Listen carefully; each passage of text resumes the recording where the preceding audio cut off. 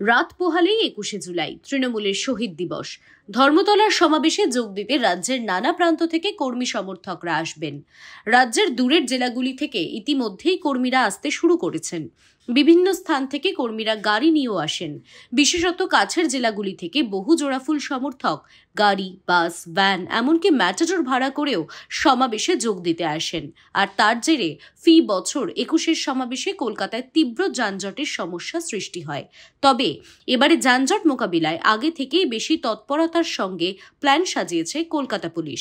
এই বিষয়ে Kolkata police commissioner Vineet Goel জানান, যখন আপনাদেরকে বলছি contingency, brishti is also a very important contingency. ওর জন্য মাঠ ভিজে যেতে পারে, পার্কিং এর অসুবিধা হতে পারে। তো we have taken factored all these contingencies into account and planned for it. We are very sure, confident that even with rains we would be able to have we are prepared to have the entire program conducted in a very peaceful way. আপনারা দেখছেন UN live, Bangla খবরের শেষ কথা।